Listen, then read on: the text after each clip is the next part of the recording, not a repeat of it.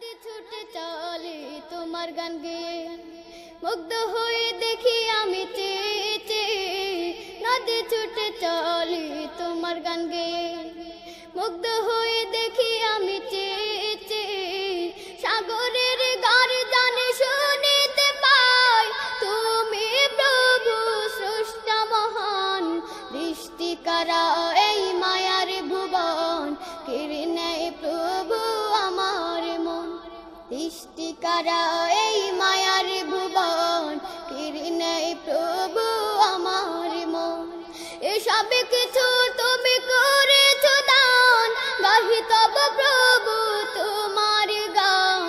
তুমি মালিক, তুমি খালিক, তুমি রহিম রহমান। তুমি মালিক, তুমি খালিক, তুমি রহিম রহমান। দৃষ্টি কারা এই মায়ার ভুবন, কেড়ে নেয় প্রভু। আসসালামু আলাইকুম ওয়া রাহমাতুল্লাহি ওয়া বারাকাতুহু। ইন্নাল হামদালিল্লাহ নাহমাদুহু ওয়া নাস্তাঈনুহু ওয়া নাস্তাগফিরুহু ওয়া নাউযু বিল্লাহি মিন শুরুরি আনফুসিনা ওয়া মিন সাইয়্যাতি আ'মালিনা। من يهده الله فلا مضل له ومن يضلل فلا هادي له وأشهد أن لا إله إلا الله وحده لا شريك له وأشهد أن محمدا عبده ورسوله. يا أيها الذين آمنوا اتقوا الله حق تقاته ولا تموتن إلا وأنتم مسلمون. يا أيها الناس اتقوا ربكم الذي خلقكم من نفس واحدة وخلق منها زوجها وبث منهما رجالا كثيرا ونساء. واتقوا الله الذي تساءلون به والأرحام إن الله كان عليكم رقيبا. يا أيها الذين آمنوا اتقوا الله وقولوا قولا سديدا يصلح لكم أعمالكم ويغفر لكم ذنوبكم ومن يطع الله ورسوله فقد فاز فوزا عظيما. اللهم صل على محمد وعلى آل محمد كما صليت على إبراهيم وعلى آل إبراهيم إنك حميد مجيد.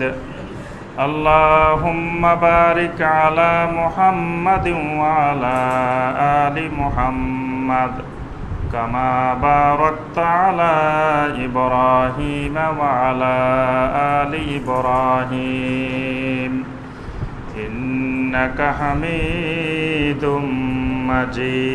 مجيد. সম্মানিত উলামায়ে কেরাম, সম্মানিত মুসল্লিয়ানে আযম, আল্লাহ রাব্বুল আলামিনের দরবারে কোটি কোটি শুকরিয়া যে আল্লাহ রাব্বুল আলামিন আমাদেরকে 1437 হিজরি সনের 29শে যুলকাদা তারিখে সলাতুল জুমুয়া আদায় এবং খুতবাতুল জুমুয়া শোনার উদ্দেশ্যে আল্লাহ রাব্বুল আলামিনের পবিত্র গড় মসজিদে উপস্থিত হওয়ার পরে কোরআনে কারীম এবং হাদিস নববী সাল্লাল্লাহু আলাইহি ওয়াসাল্লাম থেকে আল্লাহ রাব্বুল আলামিনের দ্বীন সম্পর্কে কিছু কথাবার্তা বলার এবং শোনার তৌফিক দিয়েছেন, সেই রাব্বুল আলামিনের শুকর আদায় করি। সকলে বলি আলহামদুলিল্লাহ। সম্মানিত মুসল্লিয়ানে কেরাম, আমরা আজকের খুতবা যে বিষয়টি আলোচনা করব সেই বিষয়টি হলো ফাদাইলুল আইয়ামিল আশার মিন জিলহিজ্জা ওয়া আমালুহা ওয়া ইয়াউমু আরাফা ওয়াল মানহা আনহু ফি ইয়াউমিল ঈদ। অর্থাৎ এটার বাংলা মূল কথা হলো জুলহিজ্জার প্রথম 10 দিনের আমাদের করণীয় এবং বর্জনীয় কাজসমূহ। বর্তমান যে মাসটি অতিবাহিত হয়ে গেল এই মাসের নাম হলো, এখন কি মাস? জুলকাদা। জুলকাদার আজকে হলো 29 তারিখ, অর্থাৎ আজকে অথবা আগামীকাল এই জুলকাদার শেষ তারিখ। আগামীকাল থেকে অথবা পরশুদিন থেকে শুরু হবে জুলহিজ্জাহ। আমাদের দেশে বাংলায় লেখা হয় জিলকদ, জিলহজ, এইভাবে লেখা হয়, কিন্তু এটার সঠিক উচ্চারণ হবে জুলকাদা, জুলহিজ্জাহ। জুলহিজ্জা মানে হজের মাস, হিজ্জা মানে হজ। ওয়ালিল্লাহি আলান নাসে হিজ্জুল বাইত। এখান থেকে হজ শব্দটা হায়ের উপরে জবর দিয়েও হয়, যে দিয়ে হয়, এটা হাজ হয় আবার হিজ দুটাই হয়। তো জুলহিজ্জা মানে হলো হজের মাস। এই মাসটি শুধু হজের মাস নয়, এই মাসটা একটা ফজিলতময় মাসও। এই মাসের বিশেষ করে প্রথম 10 দিন, 1 তারিখ থেকে শুরু করে 10 তারিখ পর্যন্ত, এই 10টি দিন খুবই ফজিলতময় এবং বরকতময়। এজন্য আজকে আরব দেশে 30 তারিখ, আরব বিশ্বে গতকাল ঘোষণা দেওয়া হয়েছে যে কোথাও চাঁদ দেখা যায় নাই। আজকে তাদের 30শে জুলকাদা, আগামীকাল থেকে তাদের পহেলা জুলহিজ্জা শুরু হবে। এবং হজের তারিখও সৌদি সরকার ঘোষণা করেছেন যে হজ হবে, তাদের ঈদ হবে 12 তারিখ, হজ হবে 11 তারিখ। 11ই সেপ্টেম্বর এবছর পবিত্র হজ্জে বাইতুল্লাহ তারিখ। তো আমরা যে বিষয়টি আলোচনা করব আজকের খুতবায়, কয়েকটি ভাগে আলোচনা করব। প্রথম বিষয়টি হলো ফাদাইলুল আইয়ামিল আশার মিন জিলহিজ্জা। জুলহিজ্জা মাসের প্রথম 10 দিনের ফজিলত।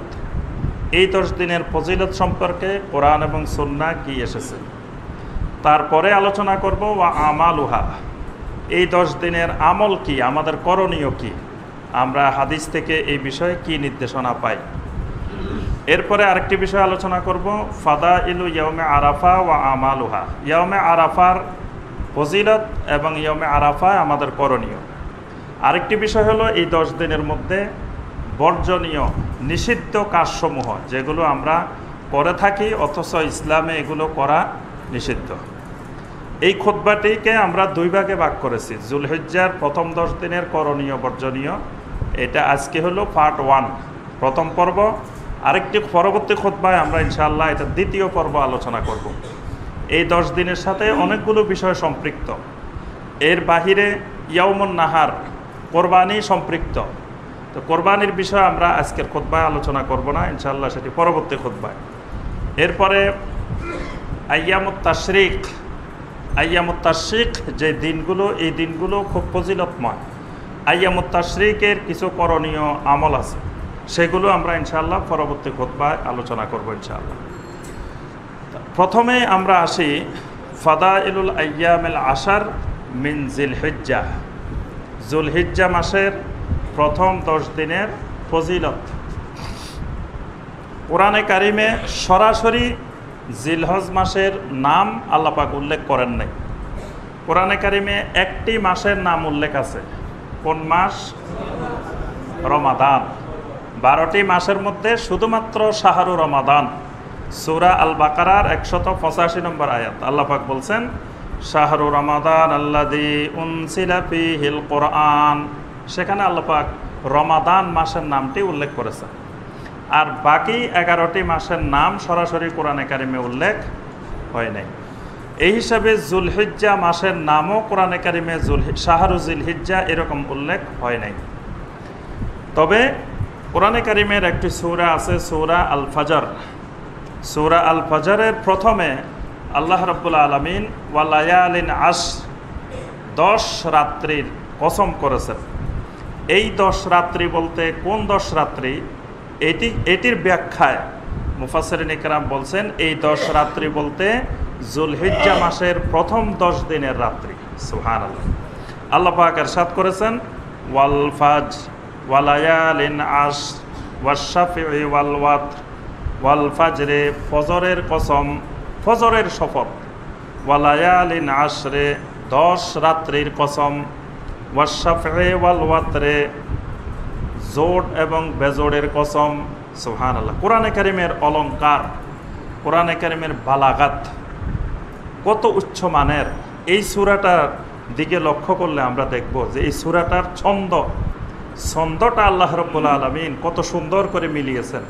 দেখেন, ওয়াল ফাজর শেষ অক্ষর হলো রা, ওয়ালায়ালিন আশর শেষ অক্ষর রা, ওয়াশ-শাফঈ ওয়াল ওয়াতর শেষ অক্ষর, ওয়াল্লাইলি ইজা ইয়াসর। এখানে শেষ অক্ষর কিন্তু রা ছিল না, এখানে শেষ অক্ষর ছিল ওয়াল্লাইলি ইজা ইয়াসরি। এখানে একটা ইয়া আছে, ইয়াটাকে আল্লাহ রাব্বুল আলামিন বাদ দিয়ে দিয়েছেন। এটাতে গ্রামারের কোনো নিয়মও নাই, এখানে ইয়া বাদ দেওয়ার আরবিক নাহু সরফের গ্রামারের কোনো নিয়মও নাই যে এই নিয়মের কারণে এখানে ইয়া বাদ দিয়েছেন। কিন্তু আল্লাহ রাব্বুল আলামিন কোরআন নাজিল করার সময় ইয়াটা আল্লাহ বাদ দিয়ে দিয়েছেন। বাদটা কেন দিয়েছেন আল্লাহ রাব্বুল আলামিন? ছন্দ ঠিক রাখার জন্য। কোরআনের মিউজিক অফ আল কোরআন, মুসিকা ফিল কোরআন, কোরআনের মিউজিককে আল্লাহ পাক ঠিক রাখার জন্য এখানে ইয়াটা বাদ দিয়ে দিয়েছেন। আল্লাহ পাক বলছেন ওয়াল্লাইলি ইজা ইয়াসর হাল ফি যালিকা কাসামুল লিযি হিজর। এখানে কি রা, এটাকে বলা হয় কাফিয়া, মানে অন্তমিল, লাস্টের অক্ষরটা মিলানো। আবার দেখেন শব্দগুলা কীরকম, ওয়াল ফাজর প্রথমটা জবর, মাঝখানেরটা জজম, তারপরে আরেকটা আসছে সেটা জবর হোক বা জের হোক, এইভাবে আসছে। ঠিক দেখেন ওয়ালায়ালিন আশর, জটিল, মানে আইনের উপরে জবর, সিনের উপরে ফাজার শব্দটা যেরকম সেম শব্দ ওয়ালায়ালিন আশর, ওয়াশ-শাফঈ ওয়াল ওয়াতর সেম ফজরের মতো, ওয়াশ-শাফঈ ওয়াল ওয়াতরে, ওয়াল্লাইলি ইযা ইয়াসর ফজরের মতো, ফাজর যেরকম। এই সব শব্দগুলা দেখেন আল্লাহ পাক কত কঠিন শব্দগুলাকে এক জায়গায় ছন্দবদ্ধ করে মিলিয়েছেন। পৃথিবীর কোনো কবি সাহিত্যিক কোরআনের কাছে হার মানতে বাধ্য হয়েছেন এই জন্যই যে এটা পৃথিবীর কোনো মানুষের পক্ষে এইভাবে ছন্দবদ্ধ বাক্য এক জায়গায় অর্থসহ মিলানো। ওয়াল ফাজরে ওয়ালায়ালিন আশরে ওয়াশ-শাফঈ ওয়াল ওয়াতরে ওয়াল্লাইলি ইযা ইয়াসরি, তারপরে হাল ফি যালিকা কাসামুল লিযি হিজর। এইভাবে আল্লাহ রাব্বুল আলামিন এই সূরাটিকে নাজিল করেছেন। এখানে ওয়াল ফাজরে বলছেন আল্লাহ পাক, ওয়াল ফাজর, ফজরের কসম বলতে কোন ফজর? তাফসিরে ইবনে কাসির, তাবারি, কুরতুবী সব তাফসিরে বলা হয়েছে আল ফাজরু আল মুরাদু বিহি ফাজরু ইয়াউমিন নাহারে খাসাতান। ফজর বলতে কোরবানির দিন 10 তারিখের সকালবেলার ফজরকে বুঝিয়েছেন। সুবহানাল্লাহ। ওই দিনের ফজরটা খুবই গুরুত্বপূর্ণ, কারণ ওই ফজরের পরেই তো ঈদের নামাজ হবে, কোরবানি হবে, ফজর দিয়ে ওই দিনের ইবাদত স্টার্ট হবে। কিন্তু আমরা দেখি আমাদের অনেক ভাই সেদিনও ফজর পড়ে না। এরকম হতভাগা ভাইও আমাদের সমাজে আছে যারা সেদিন ঘুম থেকেই উঠে 8টার সময় 9টার সময় উঠে শুধু ঈদগাহে যায়। ঈদগাহে যাওয়ার উদ্দেশ্য হলো নেতৃত্ব দেওয়ার জন্য, যে ঈদগাহের সভাপতি সাহেব, সেক্রেটারি সাহেব, তারপরে ক্যাশিয়ার সাহেব, তারপরে এলাকার বড় গণ্যমান্য নেতা, তারপরে ওখানে গিয়ে সবার সাথে দেখা সাক্ষাৎ হবে। আসলে ওখানে ইবাদত মুখ্য উদ্দেশ্য না, ইবাদত মুখ্য উদ্দেশ্য হলে ফজর দিয়ে স্টার্ট হতো। তাহলে ওই দিনের ফজরের আল্লাহ পাক কসম করেছেন ওয়াল ফাজর ওয়া লায়ালিন আশর। লায়ালিন আশর বলতে কি বলা হয়েছে? আব্দুল্লাহ ইবনে আব্বাস রাদিয়াল্লাহু তাআলা আনহুমা, আব্দুল্লাহ বিন আব্বাসের 2 বড় ছাত্র মুজাহিদ এবং কাতাদা, তারা সহ সকলেই বলছেন যে এই লায়ালিল আশর বলতে আল মুরাদু বিহা আশারু জিলহিজ্জা, জুলহিজ্জার প্রথম 10 দিন, প্রথম 10 রাত্রিকে আল্লাহ রাব্বুল আলামিন বুঝিয়েছেন। ওয়াশ-শাফঈ ওয়াল ওয়াতরে, জোড় এবং বেজোড়ের কসম।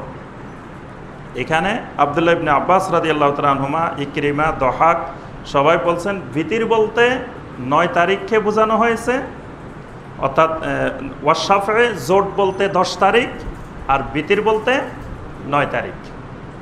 10 এবং 9 এই দুটাকে আল্লাহ বলছেন ওয়াশাফে ওয়াল ওয়াতরে। 10 তারিখ হলো জোট তারিখ, ওই দিন হলো ইয়াউমুন নাহার, আর বিতির হলো 9 তারিখ ইয়াউমে আরাফা। এই জন্য আল্লাহ পাক ওয়াশাফে ওয়াল ওয়াতরের শপথ করছে। তাহলে আমরা এখানে দেখি আল্লাহ পাক কোরআনে কারিমে গুরুত্বপূর্ণ জিনিসগুলা দিয়েই শপথ করেন। এই 10 দিন গুরুত্বপূর্ণ বলেই আল্লাহ পাক ওয়ালায়ালিন আশর বলে 10 দিনের শপথ করেছেন। নবী সাল্লাল্লাহু আলাইহি সাল্লাম থেকে এই 10 দিনের ফজিলত সংক্রান্ত অনেকগুলো হাদিস আসছে। সহিহ আল বুখারীতে 969 নম্বর হাদিস, তিরমিজির 757 নম্বর হাদিস, আব্দুল্লাহ ইবনে আব্বাস রাদিয়াল্লাহু তাআলা আনহুমা থেকে হাদিসটি বর্ণিত। আল্লাহ রাসূল সাল্লাল্লাহু আলাইহি সাল্লাম বলেন, মা মিন আইয়ামিন আল আমালুস সালিহ ফিহিন্না, নবী সাল্লাল্লাহু আলাইহি সাল্লাম বলেন, মা মিন আইয়ামিন, এমন কোন দিবস আল্লাহর জমিনে নেই, আল আমালুস সালিহ ফিহিন্না, ওই দিনগুলোতে আমলে সালেহ করা, আহাব্বু ইলাল্লাহি মিন হাদিহিল আইয়ামিল আশার, এই 10 দিনের চেয়ে আল্লাহর কাছে অধিক প্রিয়, বেশি প্রিয় এরকম কোনো দিনের আমল নাই। সুবহানাল্লাহ। এই 10 দিনের আমলে সালের থেকে, নেক আমলের থেকে অধিক মহব্বতের, অধিক প্রিয় আর কোনো আমল আল্লাহর কাছে নাই। সুবহানাল্লাহ। এই 10 দিনের আমলে সালেহকে আল্লাহ পাক এত বেশি পছন্দ করেন। সুবহানাল্লাহ। তবে এখানে একটা বিষয় লক্ষণীয়, তাহলে কি লাইলাতুল কদরের ইবাদত কি এই 10 দিনের ইবাদতের চেয়ে ফজিলতময় না? এটার ব্যাপারে মুহাদ্দিসিনে কেরাম সমাধান দিয়েছেন এইভাবে যে এই 10 দিনের ব্যাপারে নবী সাল্লাল্লাহু আলাইহি ওয়াসাল্লাম বলছেন মিন হাযিহিল আইয়ামিল আশার, এই 10 দিনের ফজিলতময় হলো রাতের চেয়ে দিনের ফজিলত বেশি, আর ওই লাইলাতুল কদরের হলো দিনের চেয়ে রাত্রের ফজিলত বেশি। এই জন্য নবী সাল্লাল্লাহু আলাইহি ওয়াসাল্লাম বলছেন মিন হাযিহিল আইয়ামিল আশার, এই 10 দিনের, এখানে দিনের আমলের গুরুত্ব বেশি রাতের আমলের চেয়ে। এই জন্য এই 10 দিন রাত জাগরণ করে ইবাদত করতে বলা হয়নি, কিন্তু ওই লাইলাতুল কদরে রাত্রি জাগরণ করে ইবাদত করতে বলা হয়েছে, সেখানে রাতটা ফজিলতময় বেশি, আর এখানে দিনগুলো ফজিলতময় বেশি। এই জন্য দেখেন এই 10 দিনের যত ইবাদত এগুলো সব কিন্তু দিনে। কোরবানি কি রাত্রে না দিনে? তারপরে ইয়ামে আরাফার রোজা রাখবেন রাত্রে না দিনে? এরপর আইয়ামে তাশরিকের তাকবীর, এখানে যতগুলো আমল আছে সব আমল দিনে। সাহাবায়ে কেরাম জিজ্ঞাসা করলেন, ইয়া রাসূলুল্লাহ সাল্লাল্লাহু আলাইহি ওয়াসাল্লাম, ওয়ালাল জিহাদু ফি সাবিলিল্লাহ, আমরা জানি যে আল্লাহর রাস্তায় জিহাদ হলো সবচেয়ে বেশি ফজিলতময়, তাহলে এই 10 দিনের আমলের সালেহ কি ওই আল্লাহর রাস্তায় জিহাদের থেকেও কি বেশি ফজিলতময়? নবী সাল্লাল্লাহু আলাইহি ওয়াসাল্লাম বললেন, ওয়ালাল জিহাদু ফি সাবিলিল্লাহ, জিহাদ ফি সাবিলিল্লাহর ফজিলত এই 10 দিনের আমলের সালের সমান নয়। সুবহানাল্লাহ। মানে আল্লাহর রাস্তায় জিহাদের থেকেও এই 10 দিনের আমলের সালেহ আল্লাহর কাছে বেশি প্রিয়। সুবহানাল্লাহ।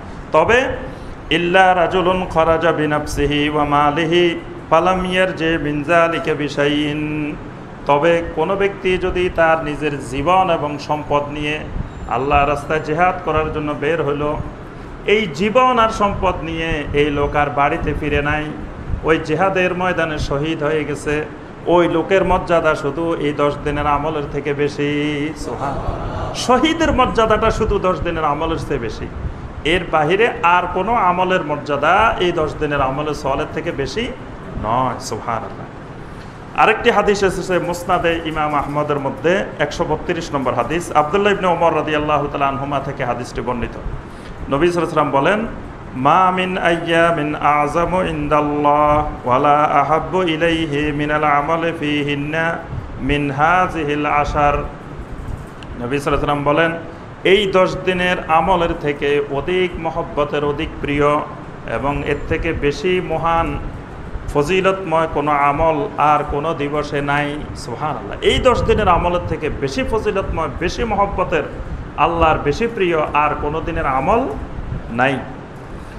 ফাকসিরু ফীহিন্না মিনাত তাহলিল ওয়াত তাকবীর ওয়াত তাহমিদ, সুতরাং এই দিনগুলোতে তোমরা বেশি বেশি করে তাহলিল করো, তাকবীর করো, তাহমিদ করো।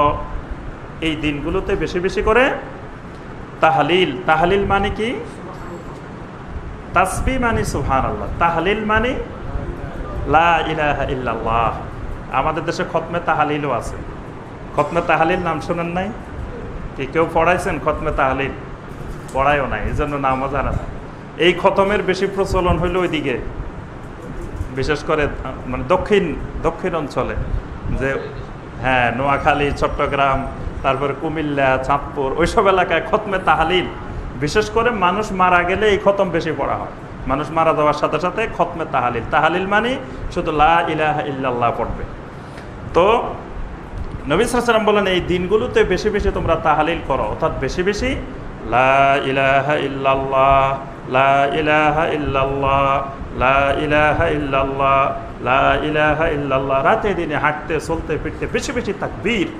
এবং এরপরে হাদিস আসতেছে যে দুজন সাহাবী এই 10 দিন আসলে বাজারে যেতেন, বাজারে গিয়ে তারা জোরে জোরে তাকবীর বলতেন, আল্লাহু আকবার, আল্লাহু আকবার বলতেন। আর সাহাবায়ে কেরাম শুনে তারাও আল্লাহু আকবার বলতেন। তাহলে এই দিনের এই তাহালিলগুলো সুফে সুফে না, জোরে জোরে আপনি আওয়াজ করে করে সবসময় শুধু লা ইলাহা ইল্লাল্লাহ, লা ইলাহা ইল্লাল্লাহ। ওয়াত তাকবীর, তাকবীর বেশি বেশি তাকবীর। তাকবীর কি?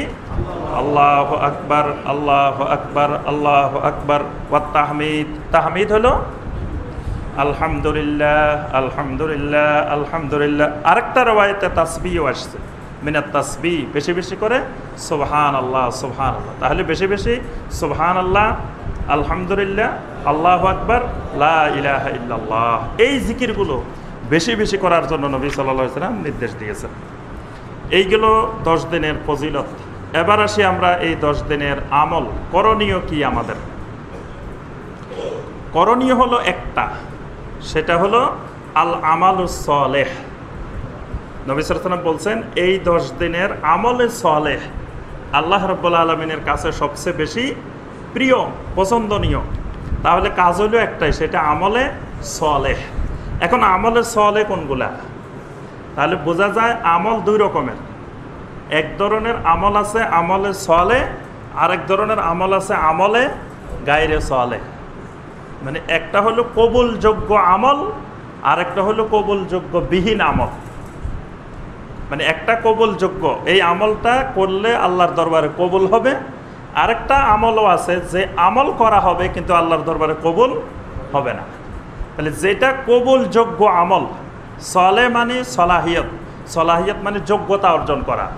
তো যে আমলটা কবুল হওয়ার যোগ্যতা অর্জন করে সেটার নাম হলো আমলে সালেহ। কোরআনে দেখবেন সব জায়গায় খালি আমল করতে বলা হয় নাই, আমলের সাথে একটা শব্দ যোগ করা আছে, ইল্লাল্লাযীনা আমানু ওয়া আমিলুস সালিহাত, ইন্নাল্লাযীনা আমানু ওয়া আমিলুস সালিহাত। যত জায়গায় আমলের কথা আসছে আমলের সাথে দেখবেন যে সালিহাত, সালেহ কথাটা আসছে। সালেহ মানে আমলটা হইতে হবে কবুলযোগ্য।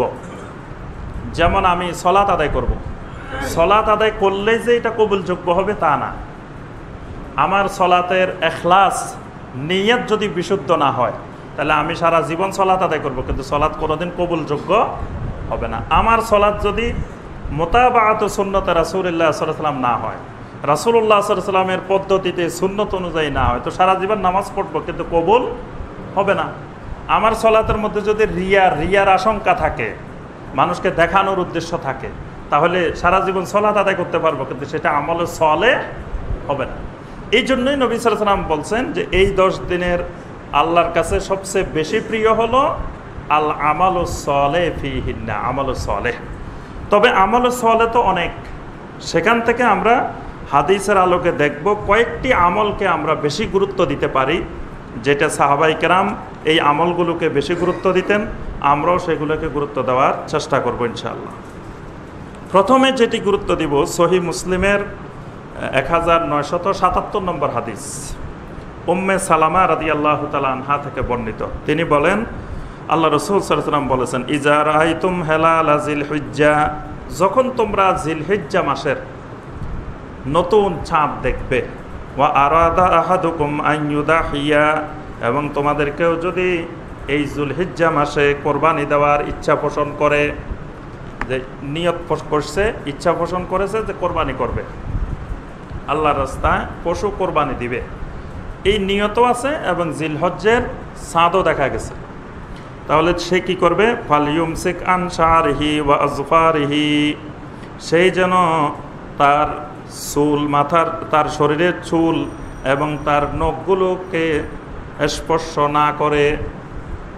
ছাপ দেখার সাথে সাথে কোরবানি করা পর্যন্ত এই সময়ের ভিতরে সেই যেন তার হাতের পায়ের নখগুলো এবং মাথা, তারপরে মুখমণ্ডল থেকে শুরু করে যত চুল আছে শরীরে, এই চুল যেন স্পর্শ না করে। তাহলে এটা হলো 1 নম্বর আমলে সালেহ। তবে এই আমলে সালেহটা সবার জন্য না, এটা হলো শুধুমাত্র ওয়া আরাদা আহাদুকুম আন ইউদাহিয়া, যারা কোরবানি করবে, যাদের পক্ষ থেকে কোরবানি, সেটা পুরুষও হতে পারে মহিলাও হতে পারে। কোরবানি যারা করবে না তাদের জন্য এটা সুন্নত নয়। এই সুন্নতটা হলো যারা কোরবানি করবেন তাদের জন্য জিলহজ্জের চাঁদ দেখা থেকে শুরু করে কোরবানি করা পর্যন্ত। 10 তারিখে আপনি কোরবানি করার পরে কাটতে পারবেন। কোরবানি করার আগ পর্যন্ত নখ কাটা যাবে না, তারপরে মাথা চুল কাটা যাবে না, গোপ কাটা যাবে না, বা শরীরের কোনো অঙ্গ প্রত্যঙ্গের কোনো চুল স্পর্শ করা যাবে না। তাহলে কি এই এতদিন পর্যন্ত লম্বা লম্বা নখ চুল সব নিয়ে থাকবে? তার অর্থ হলো ওই চাঁদ ওঠার আগে পরিষ্কার করে ফেলতে হবে সব। যেমন আজকে করে ফেলবেন বা কালকে তো নিশ্চয়তা নাই, এজন্য উত্তম হলো আজকে সূর্যাস্তের আগেই নখ পরিষ্কার করে ফেলবেন, গোপ পরিষ্কার করে ফেলবেন, শরীর থেকে সব পরিষ্কার পরিচ্ছন্ন করে ফেলবেন। বাস, আর এই 10 দিন আপনি এগুলোর মধ্যে হাত দিবেন না। এটা নবী সাল্লাল্লাহু আলাইহি সাল্লামের একটি গুরুত্বপূর্ণ সুন্নাহ। এরপরে করণীয় বিষয় হলো আত-তাওবাহ। যেহেতু এই 10 দিন ফজিলতময় দিন, এই 10 দিনের আমল সালেহ আল্লাহর কাছে বেশি প্রিয়, তাহলে এই 10 দিন তাওবা করলে সেটাও আল্লাহ রাব্বুল আলামিনের কাছে অত্যন্ত প্রিয়। তাওবা কবুলের সম্ভাবনা বেশি। এই জন্য আমরা এই দিনগুলোতে আল্লাহর কাছে খালেসভাবে তাওবায়ে নসুহা, খালেস তাওবা, নির্ভেজাল তাওবা।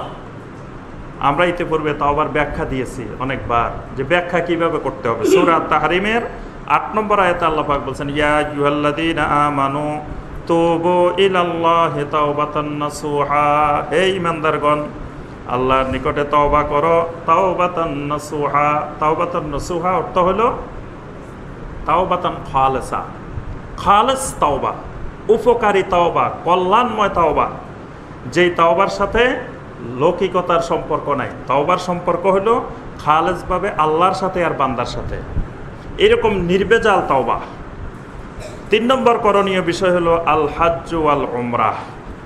এই দিনগুলো যেহেতু বেশি বেশি ফজিলতময়, সুতরাং যাদের পক্ষে সম্ভব তারা এই দিনগুলোতে উমরা করবে বেশি বেশি এবং হজ পালন করবে। 4র্থ করণীয় বিষয় হলো এই দিনগুলোতে ফরজ ওয়াজিব আমলগুলোকে খুবই গুরুত্ব সহকারে আদায় করা। অর্থাৎ ফরজ ওয়াজিব আমল তো সারা বছরে আদায় করতে হবে, তবে এই 10 দিন ফরজ ওয়াজিব আমলগুলোকে খুবই গুরুত্ব দিয়ে করা এবং বেশি বেশি নফল ইবাদত বন্দেগী করা। কারণ আল্লাহ রাব্বুল আলামিনের মহব্বত এবং আল্লাহ পাকের মুকাররাবিন নৈকট্যপ্রাপ্ত হতে হলে নফল ইবাদত বেশি বেশি দরকার। আল্লাহ পাক বলছেন, ইয়া আইয়ুহাল্লাযীনা আমানুত্তাকুল্লাহা ওয়াবতাগু ইলাইহিল ওয়াসিলা, হে ঈমানদারগণ, ইত্তাকুল্লাহ। ইত্তাকুল্লাহ মানে ফরজ ওয়াজিব পালন করো, হারাম থেকে বিরত থাকো, এটাই হলো ইত্তাকুল্লাহ। আর ওয়াবতাগু ইলাইহিল ওয়াসিলার অর্থ হলো বেশি বেশি নফল ইবাদত করো, নফল নামাজ, নফল রোজা, নফল সাদাকা, তারপরে নফল ইবাদত বন্দেগী, জিকির আজকার, এই নফল ইবাদত বেশি করার জন্য আল্লাহ পাক নির্দেশ দিয়েছেন। তাহলে আল্লাহ বলছেন লাআল্লাকুম তুফলিহুন, তোমরা সফল হবে। আল্লাহ রাসূল সাল্লাল্লাহু আলাইহি ওয়াসাল্লাম হাদিসের মধ্যে ইরশাদ করেন, ওয়ামা তাকাররাবা ইলাইয়া আবদি বিশাইইন আহাব্বু ইলাইয়া মিম্মা ইফতারাতুহু আলাইহি। আমার বান্দা যখন ফরজ ইবাদতগুলো পালন করতে থাকে তখন আমার বান্দা আস্তে আস্তে আমার নিকটে মহব্বতের হয়ে যায়। সুবহানাল্লাহ। ওয়ামা ইয়াজালু আবদি ইয়াতাকাররাবু ইলাইয়া বিন-নওয়াফিল হাত্তা উহিব্বুহু। ফরজ ইবাদত যখন বান্দা করে তখন বান্দা আমার দিকে আগায়, যখন নফল ইবাদত শুরু করে তখন আমি আল্লাহ তার দিকে আগাই। সুবহানাল্লাহ। হাত্তা উহিব্বুহু, এমনকি শেষ পর্যন্ত আমি আমার ওই বান্দাকে ভালোবেসে ফেলি। সুবহানাল্লাহ। তাহলে ফরজ ইবাদত হলো আমার পক্ষ থেকে আল্লাহর দিকে ভালোবাসার মাধ্যম, আর নফল ইবাদত হলো আল্লাহর দিক থেকে বান্দাকে ভালোবাসার মাধ্যম। সুবহানাল্লাহ। এই জন্য শুধু ফরজ ইবাদতের উপরে যথেষ্ট হয়ে বসে থাকা যাবে না, ফরজ ইবাদতের পাশাপাশি নফল বেশি বেশি করে, নফল নামাজ, তারপরে নফল রোজা, নফল সদাকা, নফল জিকির আজকার। পঞ্চম যে আমলটি করব সেটি হলো জিক্রুল্লাহ আজ্জা ওয়া জাল্লা। এই দিনগুলোতে আল্লাহর জিকির বাড়াইয়ে দিতে হবে। জিকির কোনগুলা? ইতিপূর্বে ওই হাদিসে আসছে যেগুলা, তাসবিহ, তাহমিদ, তাকবীর, তাহলিল, সুবহানাল্লাহ, আলহামদুলিল্লাহ, আল্লাহু আকবার, লা ইলাহা ইল্লাল্লাহ। তবে অসম্পূর্ণ জিকির না, যেমন আল্লাহু আকবার না, আমি যদি আল্লাহ বাদ দিয়ে শুধু আকবার আকবার আকবার জিকির করি তাহলে হবে না। আল্লাহু আকবার পুরা বাক্যের জিকির।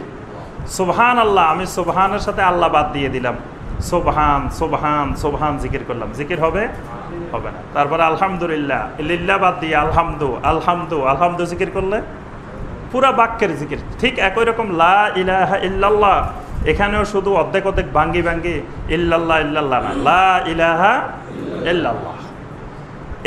এইটাই আমাদের দেশের প্রসিদ্ধ জিকির, ইল্লাল্লাহর জিকির। বর্তমানে আবার অনেক ওলামায়ে কেরাম বলেন যে এটা তো গ্রামারের দিক থেকে ভুল নাই। তা গ্রামারের দিক থেকে ভুল আছে এই কথা তো আমরা বলি নাই, পৃথিবীর কোনো আলেমও বলে নাই যে এটাতে গ্রামারের ভুল আছে। গ্রামারের ভুল হইলে তো এটা তাওহীদের বাক্যই হইতো না। এটার গ্রামার ব্যাকরণ ঠিক আছে বলেই তো এটা একটা তাওহীদের বাক্য, লা ইলাহা ইল্লাল্লাহ। এটার গ্রামার ব্যাকরণ ঠিক নেই, ঠিক আছে, কিন্তু গ্রামার ব্যাকরণ দিয়ে তো ইসলাম হয় না। আমি গ্রামারের দিক থেকে সুন্দর করে যদি ব্যাকরণ ঠিক করে যদি বাক্য বানাই জিকির বানাই, সেটাকে ইবাদত হবে। ইবাদত হবে নবী সাল্লাল্লাহু আলাইহি সাল্লাম করছেন কিনা, সাহাবায়ে কেরাম করছেন কিনা। যদি নবী সাল্লাল্লাহু আলাইহি সাল্লাম সাহাবীদেরকে নিয়ে বা নবী সাল্লাল্লাহু আলাইহি সাল্লাম একা একা ইল্লাল্লাহ ইল্লাল্লাহ করতেন বা সাহাবায়ে কেরাম ইল্লাল্লাহ ইল্লাল্লাহ করতেন, সেটাই আমাদের দলিল। ব্যাকরণ ঠিক থাকুক আর নাই থাকুক, ব্যাকরণ ঠিক নাই কিন্তু আমার রাসূল করছেন, ওইটাই সুন্নাহ। কিন্তু ব্যাকরণ সব ঠিক আছে কিন্তু রাসূল করেন নাই, সাহাবায়ে কেরাম করেন নাই, সেটা যত ব্যাকরণ, গ্রামার, আর্টিকেল, বালাগাত সব ঠিক থাকুক, কিন্তু সেটা আমাদের জন্য সুন্নাত নয়। এজন্য জিকির করতে হবে পুরা বাক্যের, সম্পূর্ণ বাক্যের। সুবহান আল্লাহ পুরা একটা বাক্য, আলহামদুলিল্লাহ, আল্লাহু আকবার, লা ইলাহা ইল্লাল্লাহ। কেউ কেউ আবার দলিল দেন যে আমি ইল্লাল্লাহ বলতেছি, তো আগে তো লা ইলাহা আমার মনের ভিতরে আছে, বাস লা ইলাহা মনে আছে, ইল্লাল্লাহ প্রকাশ্যে বাহ্যিকভাবে করতেছে। তো নামাজের যে তাকবীরগুলো দিই আমরা প্রথম থেকে শেষ পর্যন্ত, কতবার আমরা আল্লাহু আকবার বলি না? তাহলে ইমাম সাহেবের উচিত হলো আল্লাহ বাদ দিয়ে শুধু আকবার আকবার আকবার বলা। আল্লাহ তো সবার মধ্যেই আছে, সবার মনে আছে না? তাহলে কি নামাজ হবে না? মনে থাকলে হবে না, এটা মনের থেকে বের করতে হবে। তবে কথা হলো আমাদের পূর্ববর্তী ওলামায়ে কেরাম, তাহলে তারা ইল্লাল্লাহ ইল্লাল্লাহ জিকির কেন করতেন, এটারও ব্যাখ্যা আছে।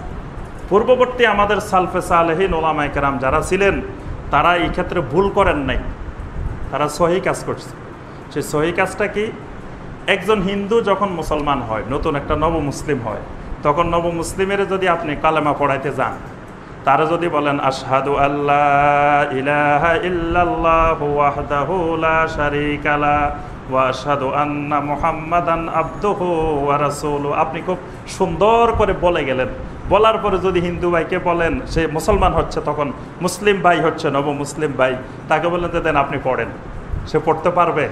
সে তো জীবনে এটা শুনেই নেই। তাহলে তাকে কিভাবে পড়াইতে হবে?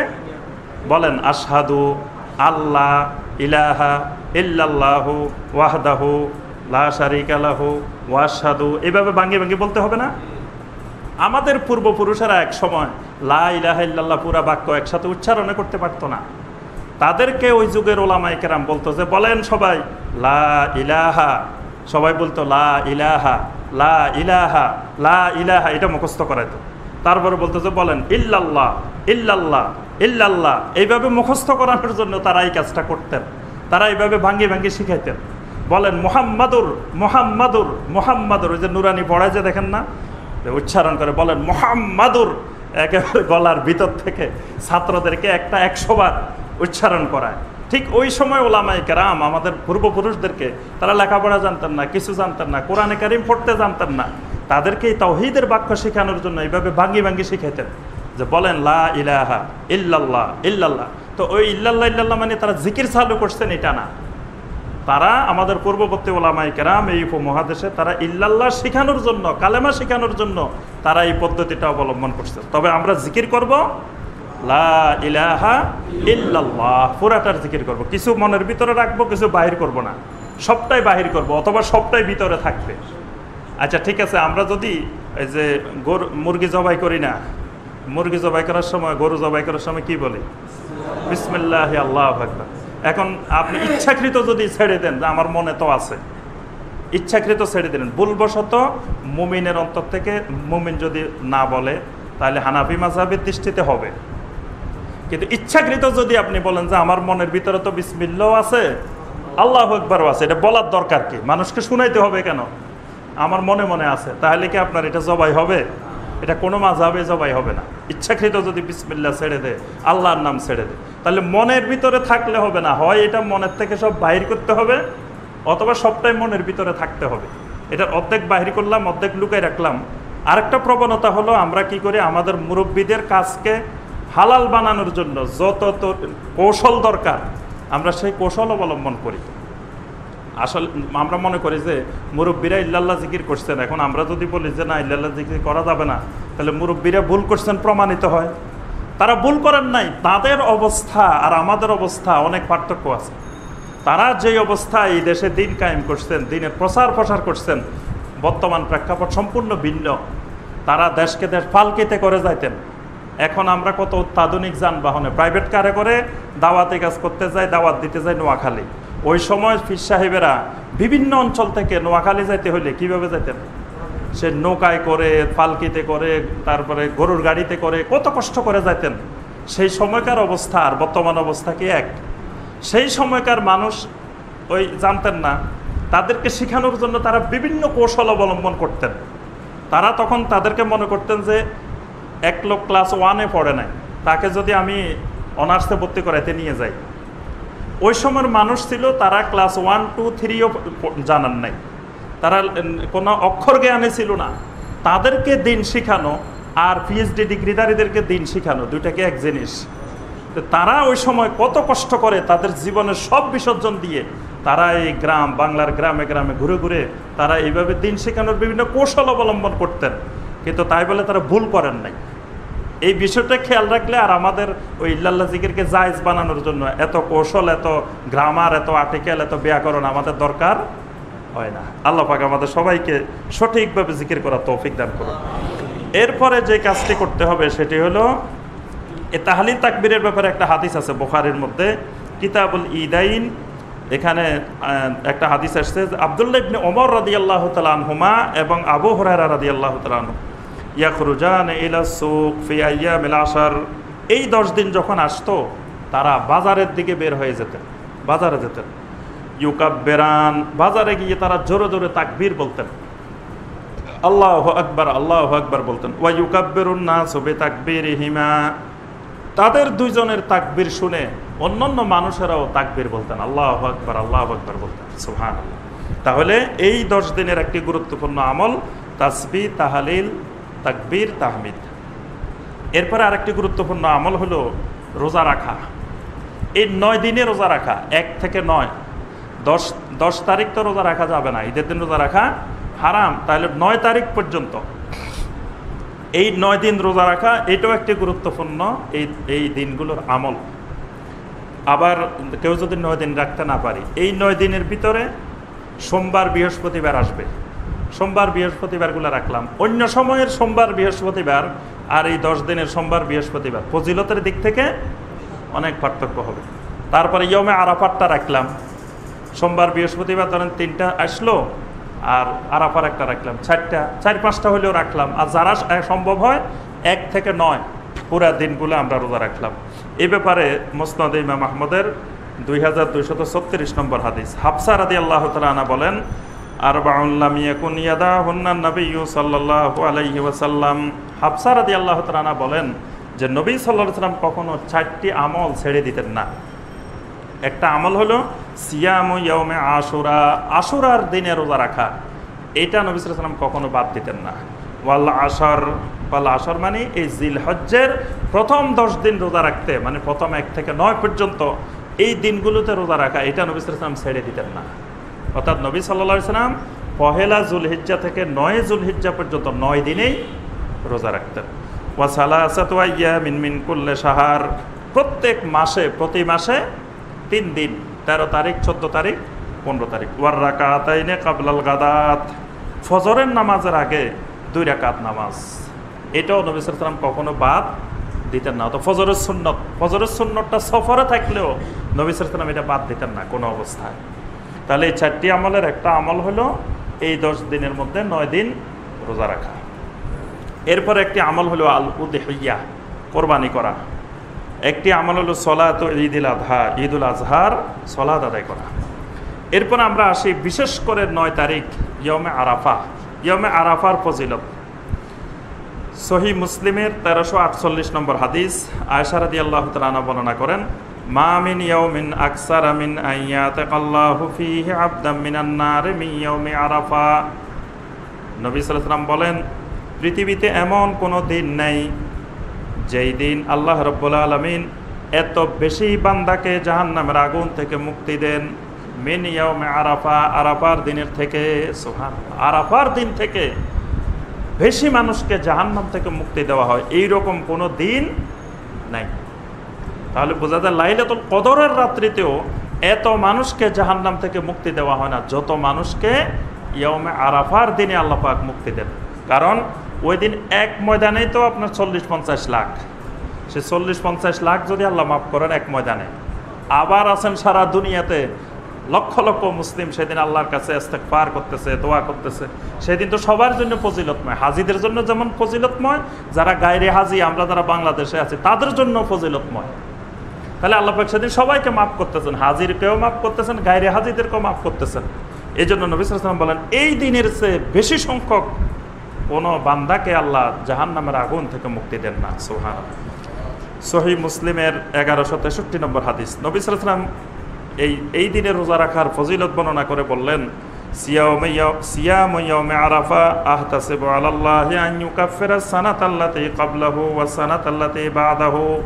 নবী সাল্লাল্লাহু আলাইহি ওয়াসাল্লাম বলেন, ইয়াউমে আরাফার দিনে সিয়াম পালন করা, এটি অতীতের 1 বছরের গুনাহ এবং ভবিষ্যতের 1 বছরের গুনাহ কাফারা হওয়ার জন্য যথেষ্ট হয়ে যায়। সুবহানাল্লাহ। মানে অতীতের 1 বছরের গুনাহ আল্লাহ মাফ করে দেন, ভবিষ্যতের 1 বছরের গুনাহ আল্লাহ পাক মাফ করে দেন। সুবহানাল্লাহ। আরেকটি হাদিস এসেছে সহিহ আল বুখারীর 4606 নম্বর হাদিস। ইহুদিরা এসে একবার ওমর রাদিয়াল্লাহু তাআলা আনহুকে বললেন, ইন্নাকুম তাকরাউনা আয়াতান লাউ নুজিলাত ফিনা লাত্তাখাযনাহা ঈদা।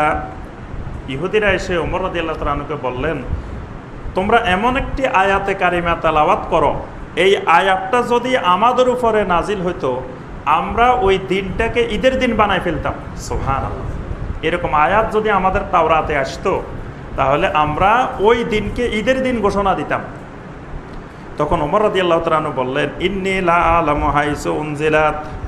ওমর রাদিয়াল্লাহু তাআলা আনহু বললেন, আমি তোমার থেকে আরো ভালো করে জানি এই আয়াতটা কখন নাজিল হয়েছে। ওয়া আইনা কানা রাসূলুল্লাহ সাল্লাল্লাহু আলাইহি ওয়াসাল্লাম হিনা উনজিলাত, কোথায় রাসূলুল্লাহ সাল্লাল্লাহু আলাইহি ওয়াসাল্লামের উপরে আয়াতটা নাজিল হয়েছে, কখন নাজিল হয়েছে, এই সম্পর্কে আমি তোমার থেকে আরো বেশি জানি। সুবহানাল্লাহ। ইয়াউমে আরাফা ওয়া ইন্না ওয়াল্লাহি বিআরাফা। ওমর রাদিয়াল্লাহু তাআলা আনহু বলেন, এই আয়াতে কারিমাটা নাজিল হয়েছে আরাফার দিনে। আল্লাহর কসম, যখন নবী সাল্লাল্লাহু আলাইহি ওয়াসাল্লামের উপরে আয়াতটি নাজিল হচ্ছিল আমি নবী সাল্লাল্লাহু আলাইহি ওয়াসাল্লামের পাশেই ছিলাম। সুবহানাল্লাহ। আরাফার ময়দানে যখন নবী সাল্লাল্লাহু আলাইহি ওয়াসাল্লামের উপরে এই আয়াতটা নাজিল হচ্ছিল তখন আল্লাহর কসম আমি নবী সাল্লাল্লাহু আলাইহি ওয়াসাল্লামের পাশেই ছিলাম। সেই আয়াতটা কোনটা? সূরা আল মায়েদার 3 নম্বর আয়াত। আল্লাহ পাক বলছেন, আল ইয়াউমা আকমালতু লাকুম দীনাকুম ওয়া আতমামতু আলাইকুম নি'মাতি ওয়া রাদিতু লাকুমুল ইসলাম দীনা। সুবহানাল্লাহ। আল্লাহ পাক যে গুরুত্বপূর্ণ কথাটা বলছেন, অন্য কোন শরীয়ত, অন্য কোন দিনকে আল্লাহ পাক এইভাবে বলেন নাই। আল ইয়াউমা আকমালতু লাকুম দীনাকুম, আজকের এই দিনে তোমাদের জন্য তোমাদের দিনকে আমি পরিপূর্ণ করে দিলাম। সুবহানাল্লাহ। এইরকম পরিপূর্ণ দিন এটা আল্লাহ পাক আর কোন নবীর উম্মতকে দেন নাই, শুধু আমাদেরকে আল্লাহ পাক বিশেষ নেয়ামত হিসাবে উম্মতে মুহাম্মদ সাল্লাল্লাহু আলাইহি ওয়াসাল্লামকে একটা পরিপূর্ণ শরীয়ত, পরিপূর্ণ দিন, যেটার মধ্যে এক জাররা পরিমাণ, সামান্য পরিমাণ কোনো ঘাটতি আল্লাহ পাক রেখেন নাই, পুরোপুরি একবারে পরিপূর্ণ করে দিয়েছেন। ওয়া আতমামতু আলাইকুম নিয়ামাতি, তোমাদের উপরে আমার নিয়ামতকে পরিপূর্ণ করে দিলাম। সুবহানাল্লাহ, আল্লাহর নিয়ামতকে আল্লাহ পাক একেবারে কানায় কানায় ভরে দিয়েছেন।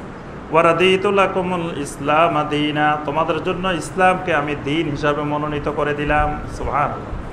এই আয়াতটা যেদিন নাজিল হয়েছে, ইহুদিরা বলতেছেন যে আমরা ঈদের দিন বানাইতাম। তাহলে আমরা যদিও ঈদের দিন বানাই নাই, কিন্তু ঈদের দিনের থেকে বেশি ফজিলত 9 তারিখ আর 10 তারিখ। 9 তারিখ আর 10 তারিখের মধ্যে কিন্তু 10 তারিখের থেকে 10 তারিখ আমাদের ঈদের দিন, 9 তারিখ ইয়মে আরাফা। তাহলে কিন্তু এই আয়াতটা নাজিল হওয়া এটাও একটা কারণ যে ইয়মে আরাফার ফজিলত, মানে দিনটা যেমন ফজিলত, আয়াতটাও আল্লাহ নাজিল করেছেন ওই রকম।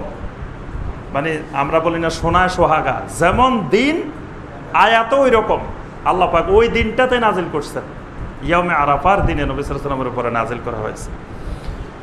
তাহলে আমরা সহজে বুঝতে পারি ইয়মে আরাফা একটি গুরুত্বপূর্ণ ফজিলতময় দিন। তাহলে এই দিনে আমাদের করণীয় কি?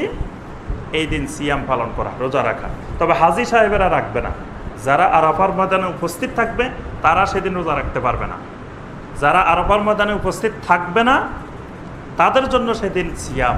তারা ওই হাজীদের সাথে ইয়মে আরাফার সাথে একাত্মতা ঘোষণা করবে যে ভাই আমরা আরাফাতে যাইতে পারি না, কিন্তু আমরাও তোমাদের সাথে আছি, যদিও বাংলাদেশে আছি কিন্তু তোমাদের সাথেই আছি। সুবহানাল্লাহ। আচ্ছা, এরপরে আসি আমরা এই 10 দিনের বর্জনীয় কাজসমূহ। সংক্ষেপে আমরা কয়েকটি কাজ বলবো যেগুলো এই 10 দিনে আমাদের সমাজে ব্যাপক হারে চলে, অথচ এগুলো কোরআন সুন্নাহর দিক থেকে নিষিদ্ধ বিষয়। একটি বিষয় হলো এই 10 দিনে আমরা গুরুত্বপূর্ণ আমল করতে গিয়ে কোরবানি করা একটি গুরুত্বপূর্ণ আমল। কোরবানির ফজিলত আমরা মাসাইল ইনশাল্লাহ পরে আলোচনা করব। তো এই কোরবানি করতে গিয়ে দেখা যায় আমরা অনেকগুলো ভুল ত্রুটি আমরা করে ফেলি। যেমন কোরবানির গরু নিয়ে প্রতিযোগিতা, এটা একটা নিষিদ্ধ আমল। কোরবানি খালেসভাবে আল্লাহর জন্য, আল্লাহর কাছে লা ইয়ানালাল্লাহু লুহুমুহা ওয়ালা দিমাউহা, কোরবানির গোশত আল্লাহর কাছে যায় না, রক্ত আল্লাহর কাছে যায় না, যায় কি? ইয়ানালুহু তাকওয়া মিনকুম, তাকওয়াটা যায়।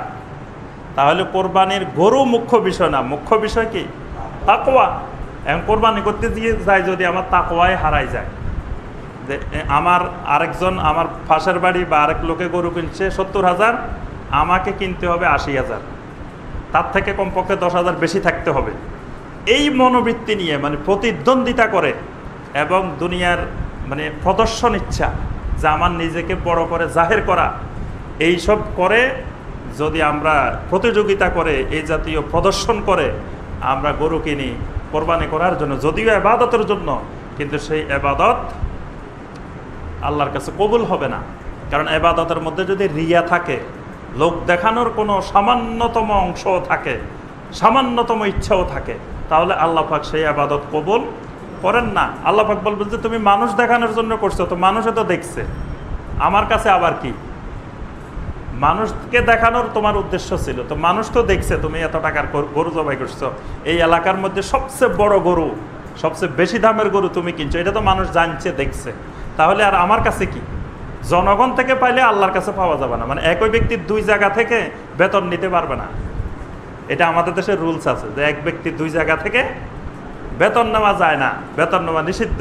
বরং এক জায়গায় বেতন নিতে হয়, অন্য জায়গায় সম্মানী নিতে হয়, ভাতা নিতে হয়, 2 জায়গায় বেতন নেওয়া যায় না। তাহলে আমি যদি 2 জায়গায় চাই, মানুষের কাছেও চাই, আল্লাহর কাছেও চাই, তা আল্লাহ পাক এটা দিবেন না। এজন্য কোরবানি খালেসভাবে লিল্লাহি সুবহানাহু ওয়া তাআলা, আল্লাহর জন্য। এক্ষেত্রে মানুষের দিকে তাকানো কোনো অবস্থা যাবে না। আল্লাহ পাক আমাকে যে পরিমাণ সামর্থ্য দিয়েছেন, সে সামর্থ্যের আলোকে আমি চেষ্টা করব যথাসাধ্য করার জন্য। আমার সামর্থ্য আছে 1 লাখ টাকার কোরবানি দেওয়ার, সেখানে আবার আমি যদি মনে করি যে আমি 2,000 টাকা দিয়ে ছাগল একটা দিলেই তো হয়, তাহলে পরিবারের সবাই থেকে আদায় হয়ে যাবে, এটাও যেমন করা যাবে না। আবার সামর্থ্য আছে 10,000 টাকার, কিন্তু তাল মিলাইতে যাই 50,000 টাকা, সেটাও করা যাবে না। এই গর্হিত কাজটা থেকে আমাদেরকে বিরত থাকতে হবে। আরেকটি হলো হালাল উপার্জনের কোরবানি। কিন্তু আমরা দেখা যায় হারাম উপার্জন দিয়েও অনেকে কোরবানি করে থাকি। এটা সম্পূর্ণরূপে নিষিদ্ধ। হারাম উপার্জনের কোরবানি আল্লাহ পাক কবুল করবেন না। ইন্নাল্লাহ তাআলা তাইয়্যিবুন লা ইয়াকবালু ইল্লা তাইয়্যিবা। আল্লাহ পাক হালাল উপার্জনের কোরবানি ছাড়া, হালাল উপার্জনের ইবাদত ছাড়া আল্লাহ কবুল করেন না। তাহলে আমার ঘুষের টাকা দিয়ে, সুদের টাকা দিয়ে বা অবৈধ উপার্জনের টাকা দিয়ে যদি আমি যত বড় গরুই করি, যত সুন্দর গরুই করি, আল্লাহ পাক এই কোরবানি কবুল করবেন না। এই ক্ষেত্রে খেয়াল রাখতে হবে, যারা অংশীদারির ভিত্তিতে আমরা কোরবানি করি তারা যেন কোনো অবস্থায় এরকম হারাম উপার্জনকারীদের সাথে কোরবানি করবেন না। করলে আপনারটাও যাবে, তারটা তো গেলে গেলো। আপনি যেহেতু হারাম উপার্জনকারীর সাথে সংযুক্ত হয়েছেন, ওয়ালা বাড়া করে ফেলছেন, তার সাথে কোরবানি করা মানে তার সাথে আপনার ওয়ালা গড়ে উঠছে, বন্ধুত্ব গড়ে উঠছে। তা হারাম উপার্জনকারীকে আপনি বন্ধু হিসাবে গ্রহণ করছেন, এই জন্য আপনার কোরবানিও হবে না, অথচ আপনি হালাল উপার্জন দিয়ে করছেন। এই জন্য প্রকাশ্যে দিবালোকে যাদের ব্যাপারে জানেন যে এ সুদ খায় বা ঘুষ খায় বা এটা হারাম উপার্জন করে বিভিন্ন তরিকায়, তার সাথে কোরবানি করা যাবে না। তবে আপনি জানেন যে সে হালাল উপার্জন, সব কিছু দেখেন যে নামাজি খেয়াল রাখবেন, মানে আপনার হালাল উপার্জন হচ্ছে নামাজি আরও বেশি গুরুত্ব। কারণ যে আল্লাহর হকে আদায় করে না তার কোরবানি কিসের? কোরবানি কি ফরজ না ওয়াজিব? হ্যাঁ, আর নামাজ তো ফরজ নাই, ওয়াজিব। এশার নামাজের ফরজ পড়ে না, ভিতির পড়ে। কোনো লোকে এশার ফরজ পড়লো না 4 রাকাত, কিন্তু ভিতির পড়ে, অথবা এশা পড়ে না, তারাবি পড়ে। তাহলে ওই লোকের তারাবি ভিতির যেমন কবুল হবে না, যে লোক নামাজ পড়ে না কোরবানি করলো তার কোরবানিও কবুল হবে না। সে তো ফরজে নাই, সে ওয়াজিব করার জন্য তাকে কে বলছে? ওয়াজিব তো পরে, ওয়াজিব আর ফরজ তো সমান না, কিছু বেশ কম আছে বলেই তো একটা ফরজ একটা ওয়াজিব। তাহলে আগে ফরজ তারপরে ওয়াজিব, তার ফরজে নাই কিন্তু সে ওয়াজিব নিয়ে মহাব্যস্ত, তার এশার নামাজ নাই, ভিতির নিয়ে তারাবি নিয়ে সে মহাব্যস্ত। এরকম কোরবানি নিয়ে যারা মহাব্যস্ত, এরকম মানুষের সাথে খবরদার কোরবানি করবেন না। খেয়াল রাখবেন যে বেনামাজের সাথে কোরবানি করে আপনার কোরবানিও বরবাদ। এই জন্য একদিকে খেয়াল রাখতে হবে নামাজি কিনা, আবার আপনি দেখলেন যে নামাজি সব দিকে ঠিক আছে, বাহ্যিকভাবে আপনি জানলেন যে হালাল উপার্জনকারী, কিন্তু ভিতরে ভিতরে 2 নম্বরই আছে, তাহলে অসুবিধা নেই, এটা আল্লাহ মাফ করে দিবেন। কারণ ভিতরের অবস্থা আপনাকে অনুসন্ধান করার দায়িত্ব আল্লাহ পাক দেন নাই। বাহ্যিকভাবে যদি মনে করেন যে হ্যাঁ এই লোক হালাল উপার্জনকারী, এই লোক নামাজি, তাহলে তার সাথে আপনি করতে পারেন। যদি অভ্যন্তরীণ তার হারাম কিছু থাকে সেটা আল্লাহ পাক মাফ করে দিবেন। এই বিষয়টা আমাদেরকে খেয়াল রাখতে হবে। এরপরে হলো আত-তাশাব্বু বিল মুশরিকিন, মুশরিকিনদের সাথে সাদৃশ্য। এই ঈদের দিন আসলে, ঈদের সময় আসলে মুশরিকদের সাথে আমাদের ঈদ মিলে যায়, ঈদ আর দুর্গা পূজা এক হয়ে যায়।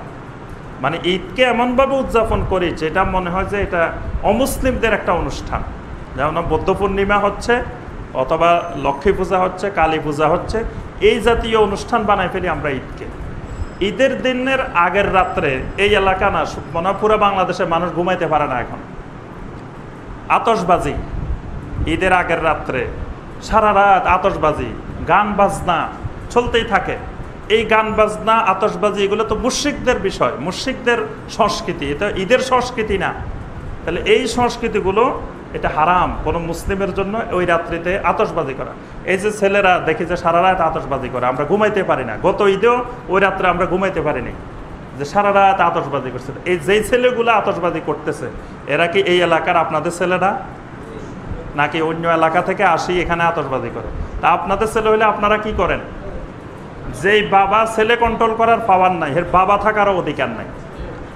যে নিজের ছেলেকে নিজে কন্ট্রোল করতে পারে না, নিজের ছেলেকে নিজে নিয়ন্ত্রণ করতে পারে না, তো হে বাবা থাকার দরকার কি? ওই বাবার তো কচু গাছের সাথে ফাঁস দিয়ে আত্মহত্যা করা দরকার। যে হে বাবা, অথচ হে ছেলে মানুষের ঘুম নষ্ট করতেছে, পুরা এলাকার মানুষের এটা বিরাট একটা জুলুম করতেছে না? রাত্রে মানুষ ঘুমাইতে পারতেছে না, আতশবাজি করতেছে, এই বোমা ফুটাইতেছে, বা এগুলা থেকেই তো সন্ত্রাসী তৈরি হচ্ছে, মাদকাসক্তি তৈরি হচ্ছে। এগুলা মা বাবার গাফলতির কারণে আমাদের সমাজে মাদকাসক্তি বলেন, জঙ্গিবাদ বলেন, সন্ত্রাসবাদ বলেন, এটার 90 ভাগ মা বাবা দায়ী। বাকি 10 ভাগ হয়তো পরিবেশ পরিস্থিতি অন্যান্য কিছু দায়ী, কিন্তু 90% হলো মা বাবা দায়ী। মা বাবা ঠিক হলে সমাজে এগুলো হতো না। আলহামদুলিল্লাহ, আমি এবারে যে বরিশাল গেলাম, সেখানে একটা উপজেলায় গিয়েছি, যেই উপজেলায় একটা কলেজে দেখছি যে মানে সব ছাত্রী বোরকা পরা, হেজাব পরা, আলহামদুলিল্লাহ। এবং অনেক দূর দূরান্ত থেকে 5 কিলোমিটার 6 কিলোমিটার দূরের থেকেও ছাত্রীরা এসে ওই কলেজে পড়াশোনা করে। ওই উপজেলা চেয়ারম্যান, ইউনিয়ন পরিষদ চেয়ারম্যান আমাদেরকে বললেন যে আমরা রাস্তাঘাটে এই লুঙ্গি পরে পানির মধ্যে লাঠি হাতে লই হাঁটি। ওনারা হলো আসল জনপ্রতিনিধি। বললেন যে আমরা এই পানির মধ্যে, জোয়ারের পানি, বাটার পানি, ওই খাল বিল এগুলোর মধ্যে লুঙ্গি পরে হাঁটে আর হাতের মধ্যে একটা লাঠি আছে।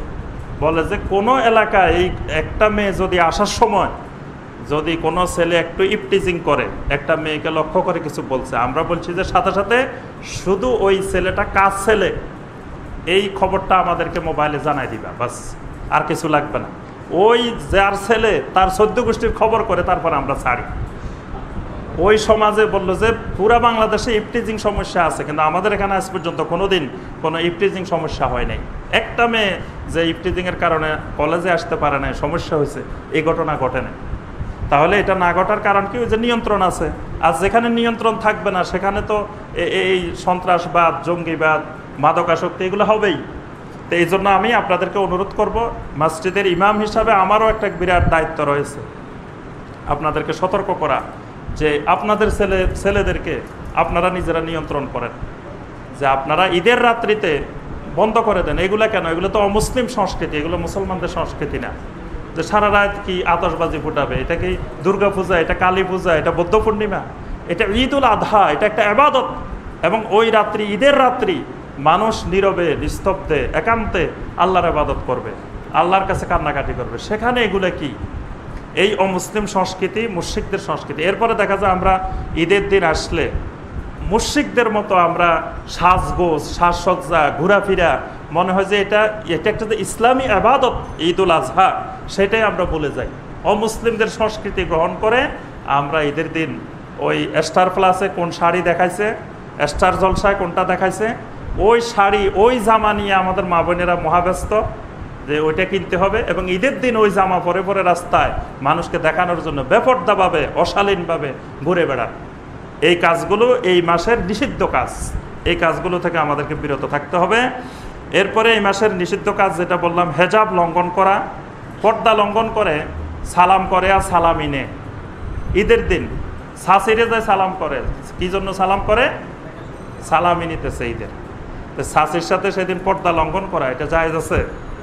মামির সাথে পর্দা লঙ্ঘন করা, তারপরে এইভাবে অহরহ, মানে কোনো পর্দার বালাই সেদিন নাই। ঈদের দিন মনে হচ্ছে আজকে উন্মুক্ত, পর্দা তো তার দরকার নেই, কিছুই দরকার নেই। এটা ঈদের দিনে নিষিদ্ধ কাজ, হারাম কাজ। আল গানা ওয়াল মাজামির, গান বাজনা, অনেকে মনে করে নিয়েছে মনে হয় ঈদের দিন গান বাজনা করা জায়েজ হয়ে গেছে। ঈদের দিন অন্য দিন তো বাজায়, ঈদের দিন এমন জোরে বাজায় যে আমরা নিজেও জাহান্নামে একা যাবো কেন, এলাকার সবাইরে নিয়ে যাবো। মানে মনোভাবটা এরকম যে আমরা একা একা যাবো কেন, আমাদের এলাকায় যত মানুষ আছে সবাইকে নিয়ে একসাথে জাহান্নামে যাব। এই জন্য এত জোরে মানে বাজায়। আর মুরব্বীরা মহা খুশি যে আমাদের ছেলেরা আধুনিক সংস্কৃতিবান হচ্ছে, যে ছেলেরা এখন গান বাজনা করতেছে, মা বাবা মহা খুশি। এটা ঈদের দিনের নিষিদ্ধ কাজ। আরেকটি গুরুত্বপূর্ণ নিষিদ্ধ কাজ বলে আমরা শেষ করতেছি খুতবা, সেটি হলো আসুরা আল ফটোগ্রাফিয়া। ঈদের দিন আসলে এখন ফেসবুক বাহিরেছে, মোবাইলে সেলফি বাহিরেছে, আরো কত অত্যাধুনিক জিনিস বাহিরেছে। ছবি আর ছবি সেদিন, আল্লাহু আকবার। খালি সকাল থেকে, মানে ঈদের দিন সকাল থেকে শুরু হয়েছে যে হাজার হাজার ছবি, কোথায় যাচ্ছে, টয়লেটে যাচ্ছে সেটাও ছবি তুলে ফেসবুকে দিয়ে দিচ্ছে যে আমি এখন টয়লেটে যাচ্ছি, আমি এখন অমুক জায়গায় যাচ্ছি, আমি এখন ওই জায়গায় আছি। মানে সব জায়গার খবর জনগণকে জানানো, মানে তথ্যের আদান প্রদান, তথ্যের অবাধ প্রবাহ এমন শুরু করে দেয় ফেসবুকে, যেটা সম্পূর্ণরূপে হারাম। ছবি তোলাকে ইসলামে জায়েজ, শুধুমাত্র শর্ত সাপেক্ষে, বিশেষ প্রয়োজনে, জরুরিয়াতের ক্ষেত্রে জায়েজ। জরুরিয়াত ছাড়া ছবি তোলা জায়েজ নাই। তো জরুরিয়াত কোনটা? জরুরিয়াত হলো আপনি পাসপোর্ট বানাবেন, সেখানে আপনার একটা ছবি লাগবে, এটা জরুরিয়াত। আপনার আইডি কার্ড বানাবেন, সেখানে একটা ছবি লাগবে, সেটা জরুরিয়াত। আপনি বিদেশ যাবেন, সেখানে আপনার একটা ছবি তুলতে হবে, সেটা জরুরিয়াত। হজে যাবেন, সেখানে আপনার জরুরিয়াত। তারপরে দিনের দাওয়াত, তাবলীগ, এই উদ্দেশ্যে আপনি দিন প্রসারের জন্য সেটা আপনি করলেন। এরকম জরুরিয়াত যেগুলো, সেগুলোর ক্ষেত্রে ব্যতিরিকে ইস্তেজকারের জন্য, মানে নিজেকে স্মরণীয় করে রাখার জন্য, তারপরে আপনি এমনি কোনো উদ্দেশ্যবিহীন এমনি শুধু ছবি তুললেন আর প্রচার করলেন, এটা সম্পূর্ণরূপে হারাম। আল্লাহ রাসূল সাল্লাল্লাহু আলাইহি ওয়াসাল্লাম হাদিসের মধ্যে স্পষ্ট বলছেন, ইন্না আশাদ্দান নাসে আযাবান ইয়াউমাল কিয়ামাতি আল মুসাফফিরুন। সহিহ আল বুখারীর কিতাবুল লিবাসের মধ্যে এই হাদিস এসেছে। নবী সাল্লাল্লাহু আলাইহি ওয়াসাল্লাম বলছেন, কিয়ামতের ময়দানে সবচেয়ে কঠিন আযাব হবে তাদের যারা আল মুসাফফিরুন, যারা এই ছবি তোলে, ছবি গ্রহণ করে, এদের কঠিন আযাব হবে কিয়ামতের ময়দানে। এরপরে নবী সাল্লাল্লাহু আলাইহি ওয়াসাল্লাম ছবি তুলতে এবং ছবি টাঙ্গাই রাখতে, ছবি তৈরি করতে, এগুলো নবী সাল্লাল্লাহু আলাইহি ওয়াসাল্লাম কঠোরভাবে নিষেধ করেছেন। তাহলে এই হারাম কাজটা যেটা আমাদের দরকার নাই, অথচ অবাধে আমরা ঈদের দিন এটা চালা দিচ্ছে। এবং অনেক ইসলামিক ভাই, আমাদের দিনই ভাই, নামাজ পড়েন, সহি আকীদার উপরে চলার চেষ্টা করেন, আমল, কিন্তু তারাও দেখি যে ঈদের দিন দলে দলে ছবি তুলতেছে আর দিতেছেন ফেসবুকে। আমি গত ঈদে দেখে তো অবাক, অনেককে মন্তব্য লিখে দিছি, কয়জনকে আর লিখবো, যে এই হারাম কাজটা অবাধে চলতে থাকে। এই বিষয়টা খেয়াল রাখতে হবে যে এটা সারা বছর যেমন হারাম, ঈদের দিনের জন্য এটা হারাম। ঈদের দিন বলে যে আপনি সেদিন সপরিবারে, অনেকে তো নাউজুবিল্লাহ নিজের ছবি তো দে নিজের ওয়াইফের ছবি, মহিলাদের বেপর্দা ছবি তার সাথে তুলে ফেসবুকে দিয়ে দিচ্ছে। তাহলে এটা কত বড় হারাম কাজ। এমনি তো ছবি তোলা একটা হারাম, আবার ওই বেপর্দা মহিলাটাকে মানুষের কাছে প্রচার করা যে এটা আমার সুন্দরী স্ত্রী, মানুষ একটু দেখো, মানুষকে দেখাইতে চায়, এটা তো আরো হারাম কাজ। এই হারাম কাজগুলো থেকে, ঈদের দিনের এই নিষিদ্ধ কাজগুলো থেকে আমরা বিরত থাকার চেষ্টা করব। আল্লাহ পাক আমাদের সবাইকে এই যুলহিজ্জার 10 দিনের সকল ফজিলত লাভ করার তৌফিক দান করুন। সকল নিষিদ্ধ কাজ থেকে আল্লাহ পাক আমাদেরকে বিরত থাকার তৌফিক দিন। আমিন ইয়া রাব্বাল আলামিন। সুবহানাকাল্লাহুম্মা ওয়া বিহামদিকা আশহাদু আল্লা ইলাহা ইল্লা আনতা আস্তাগফিরুকা।